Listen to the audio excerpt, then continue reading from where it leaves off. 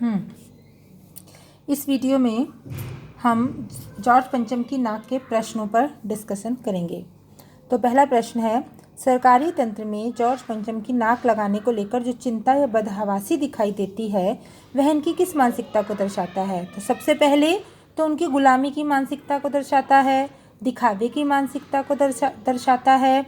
इसके अलावा उनके कार्यों के प्रति लापरवाही, आनन फानन में कैसे काम कर दिया जाए, लीपापोती, ठीक है, और जो सरकारी जो संसाधन है उसका किस तरीके से दुरुपयोग करते हैं, ये सारी चीज़ें, ये सारी बातें ये इस पाठ में सरकारी तंत्र की दर्शाई गई हैं। दूसरा प्रश्न है, एलिजाबेथ के दर्जी की क्या परेशानी थी? यही कि इतनी बड़ी रानी है, 3 देशों का दौरा कर रही है, तो उसके और हर किसी की नज़र सिर्फ उसी पर है, तो उसके कपड़े भी खास होने चाहिए। और उसकी परेशानी को आप किस तरह तर्क संगत, क्या उसकी परेशानी ठीक थी? तो हाँ, ठीक थी, क्योंकि उसका काम था, दर्जी का काम था कपड़े बनाए, और चूँकि वो एक बहुत बड़ी हस्ती के लिए कपड़े बना रहा था, तो यह उसकी जिम्मेदारी थी कि उसके कपड़े हर जगह तारीफ़ के काबिल हों। तो इस तरीके से हम इस प्रश्न को करेंगे।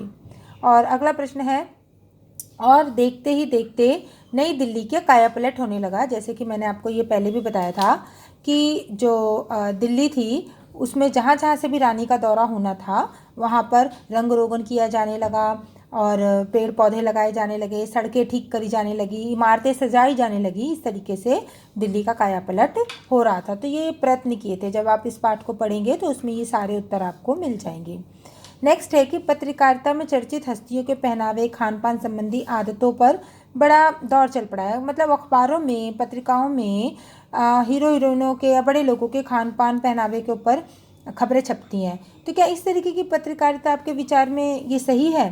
ठीक है, और युवा पीढ़ी पर इस पर क्या प्रभाव पड़ता है? तो आप ऐसे तो ये उत्तर अपने आप लिखेंगे। हालांकि मेरे ख्याल से युवा पीढ़ी पर इस पर 2 प्रकार के प्रभाव पड़ते हैं। एक तो उन्हें अच्छी आदतों का पता चलता है कि कैसा खान पान खाना चाहिए ताकि हम चुस्त दुरुस्त रहें। दूसरा, कई बार युवा जो होते हैं नकल भी करने लगते हैं बड़ी हस्तियों की, जो कि किसी भी तरीके से तर्कसंगत नहीं होती। जैसे हीरोज़ की तरह छलांगे मारना या उनकी तरह स्टाइल, सारा ध्यान वो उसी पर दे देते हैं, अपने लक्ष्य से भटक जाते हैं। हर कोई तो हीरो नहीं बन सकता ना। तो हाँ, हमें अच्छे गुण अपनाने चाहिए उन लोगों के, लेकिन जो बाहरी दिखावा है उसको अपने ऊपर हावी नहीं करना चाहिए। तो इस प्रश्न को आप इस तरह से कर सकते हैं।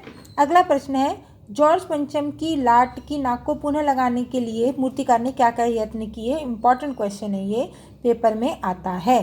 तो आप ये लिखेंगे, मैंने नोट्स में दिया है, हमने डिस्कस भी किया है। उसके बाद जगह जगह पर ये प्रश्न रहने दें।